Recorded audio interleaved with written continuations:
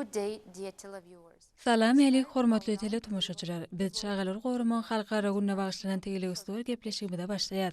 Biziň hormatly mehmanymyz Birleşen Milletler Guramasynyň çağalar gatnaşynyň Türkmenistan aky wekili Kristina Wegan. Hanım Kristina Wegan sizi gepleşigimizde görünmede örenşat. Bilşimizde ali Birleşen Milletler Guramasynyň çağalar gatnaşy dünýäniň 190 sany ýurduna, şeýle hem Türkmenistana netijeli işler amala aşyrýar.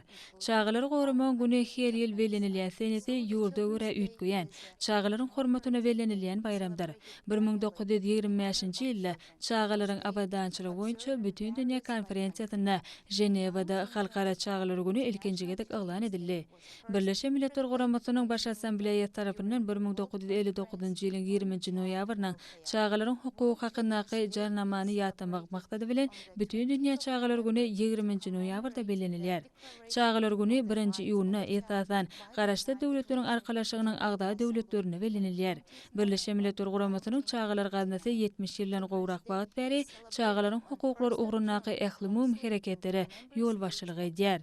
Birleşen Milletler Guramasynyň çağalar gatnaşy 190 ýurtda, şol sany Türkmenistana çağalaryň hukuklaryny öňe sürýän we goraýan guramadyr. Biz söhbetdeşligimizde şeýle sowal bilen başlamak etdiýäs.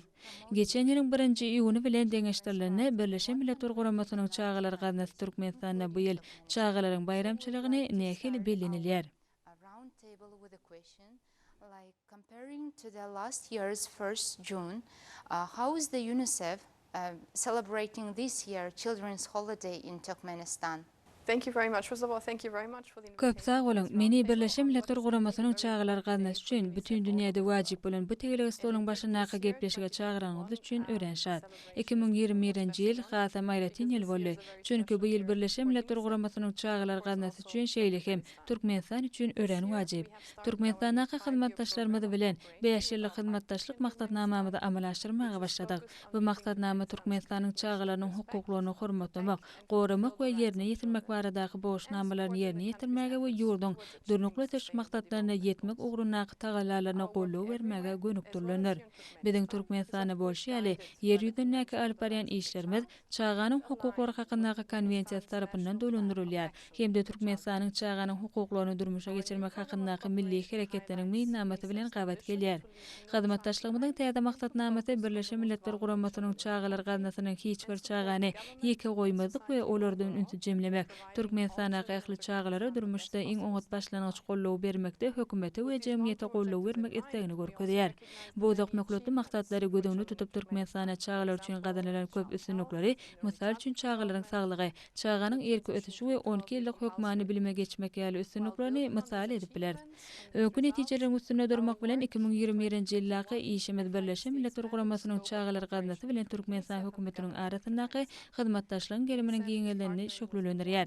Birleşen Milletler Guramasynyň çağalar gatnaşy ýokary täsirli we ýokary hile saglyk, iýmitleş we çağanyň erki ötüş hyzmatlaryny deň hukukly elýeterliligi öpçün etmek, çağalar zulmyň ähli görnüşlerinden ýuwuz daraşmakdan we durmuş ykdysady gowşuglyklardan goramak, şeýle hem Türkmenistanyň çağalar we ýaşlar üçin ýokary hille bilim we okuw mümkinçiliklerini elýeterliligi artyrmak üçin has köp idareler bilen hyzmatdaşlyk edýär. Thank you very much. Jogamyz üçin sag bolan. Kristina, biziň ýene bir soragymyz bar. Iýun aýy Birleşen Milletler Guramasynyň çağalar gatnaşynyň enatalary bagyşlaýan aýy.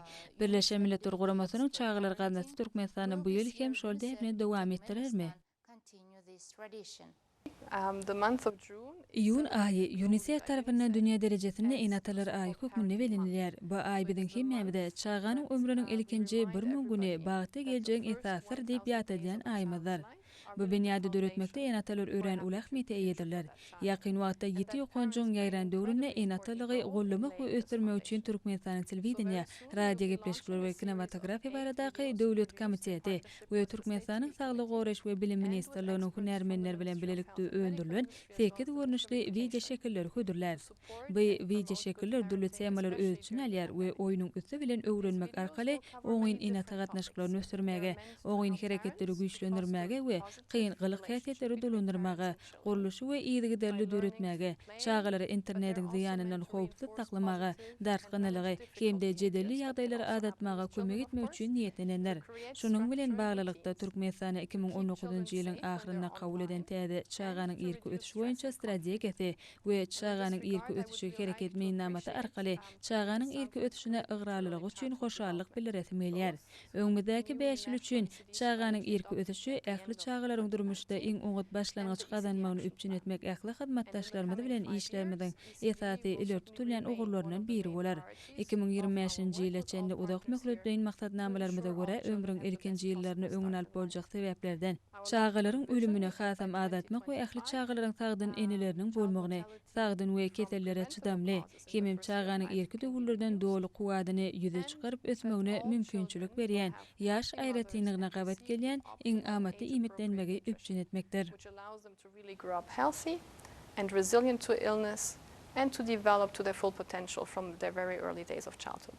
Thank you very much for your answer, Ms. Hanım Kristina Wegan, ýaň ýakyna bilişimi diýär 15-nji aprelde Aşgabatda Türkmenistan hökümeti bilen Birleşen Milletler Guramasynyň çağalar gatnaşynyň arasyna Merkezi Aziýa we Kawkaz sebitlerini imitlenş mümkinçiliklerini ösdürmek hemde hyzmatdaşlyk platformasy barada özara ähtnama gol şekilli hemde şeýlelik bilen geljek 2 ýyl üçin platformanyň başlyklygyna başlar.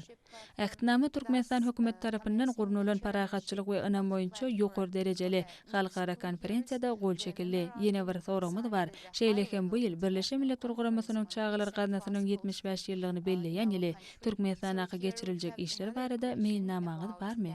This is also the year when UNICEF celebrates the 75th anniversary of its existence. And do you already have a plan for activities in Turkmenistan? UNICEF will also work with the Ministry Birleşen Milletler Guramasynyň çağalar gatnaşy Türkmenistanyň saglyk goraýyş we dermat senagat ministrligi bilen täze doglan çağalara, ýaş çağalara we enelere edilýän hyzmatlaryň derejesini meýilnamalaşdyrmak, hasaplamak, durmuşa geçirmek, gözegçilik etmek we kepillendirmek üçin işler.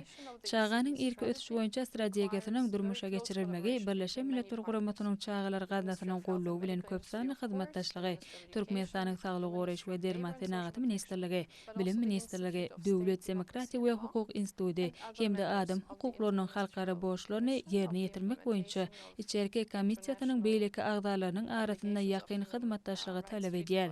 Çağanyň irki ötüşi hakykatdan köp buýdakly jogapkärçilikdir. Hemde bu maksat bilen biz ministrlikler bilen edaralaryň arasyndaky hyzmatdaşlygy ösdürmek hemde welaýetlaryň arasynda tejribäni paýlaşmak ugrunda döwlet maksatnamalaryny ýokary derejede gollar. agencies and to share experiences between vilayats. Yes, these events are very important. Hawa, bular Türkmenistan we Birleşen Milletler Guramasynyň çağalar gatnaşy üçin ören wajypdyr. Men şu ýerde Birleşen Milletler Guramasynyň çağalar gatnaşy bilen Türkmenistanyň arasyndaky hyzmatdaşlygyň berkeýändigini bellemek isleýän Hanım Kristina Wegan bilişime diýäli şu ýylyň 1-nji iýuny 7 ýokanjyň ýüze çykmagynyň çäklaryny bolup geçýär we Birleşen Milletler Guramasynyň çağalar gatnaşynyň bu ugurda alyp barýan işleri kynçylykly, çylşyrymly ýagdaýlary çözmäge gönükdirlenler. Bu mesele esasen çağalara nähil täsir edýär. Gepleşigimiziň başynda hem belläp geçişiňiz ýaly bu ýyl Birleşen Milletler Guramasynyň çağalar gatnaşy üçin hem Türkmenistan üçin wajyp beller. Biz bu ýyl garaşdyrmyzyň 30 ýyllygyny belläs. Şeýle hem bu ýyl Birleşen Milletler Guramasynyň çağalar gatnaşynyň 75 ýyllygyny belleýän ýyly. Türkmenistana geçiriljek işler barada meýilnamaňyz barmy? In Turkmenistan. Thank you. Indeed, with all these important anniversaries that you just mentioned. Sağ bolun, bu ýyl Türkmenistan üçin şeýleken Birleşen Milletler Guramasynyň çağalar gatnaşy üçin 2021-nji ýyl ören wajyp beller. 2021-nji ýylyň 11-nji dekabryna Birleşen Milletler Guramasynyň çağalar gatnaşy 75 ýyllygyny beller we bu ýerde Türkmenistany bu bayramçylygy welaýetlarda şeýleken Aşgabatda şu tomuz ajaýyp çäreler bilen bellemege başlar. Bu aýratyn ýylyň pursatyndan peýdalanyp çäre gatyryň üçüsiniň dowamyna Birleşen Milletler Guramasynyň çağalar gatnaşynyň hemme ýerde çağalar üçin gadanan ajaýyp üstünliklerini, şol bir wagtyň özünü ömrü halat edici sanjymlar we iýmitlenş tagallalary ýaly möhüm ähmiýete eýe işlerini ikrar etmek hemde bellemek isleýär. Bu möhüm senäni bu ýerde Türkmenistany bellenmekde garaşdyrdyk ýyllaryna bilelikdäki üstünliklerimiz hakda pikirleşmek isleýär. Hemde bilelikde gadanmak isleýän inniki sepkitlerimize garaşýar. Welaýetlarda gurulmagy meýilleşdirýän çärelerimizden başga da dürli ara gatnaşyk we metbugat ugurlarymyz arkaly hyzmatdaşlarymyz hemde adamlar bilen işlemege sabarlylyk bilen garaşýar.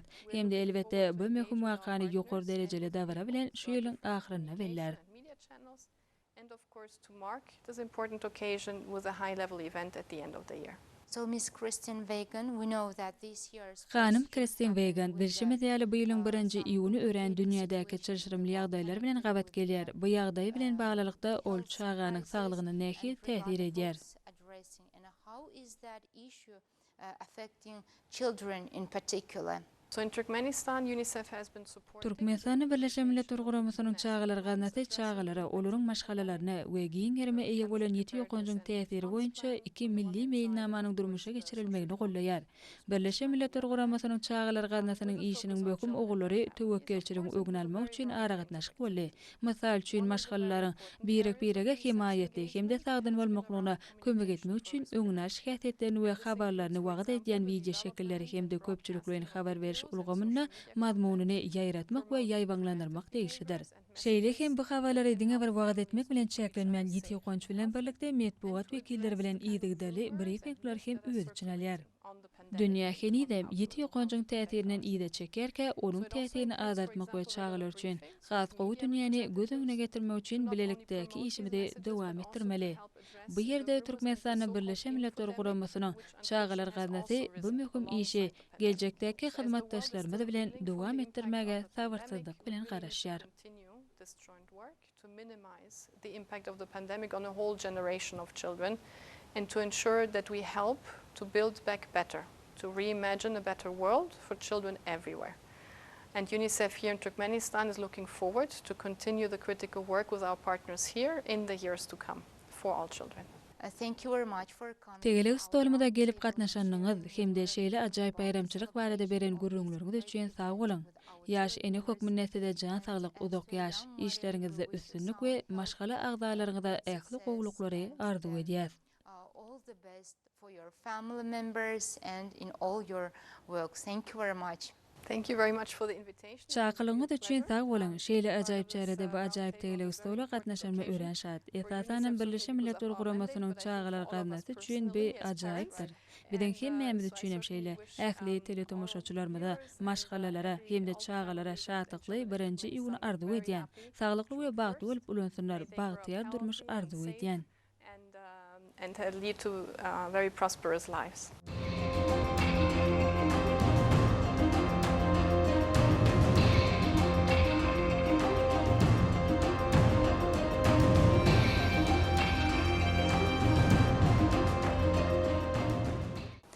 So, dear televiewers, Hormatly teletomoşaçylar, şeýle ajaýyp arzuwlar bilen gepleşigimizi tamamlaýar.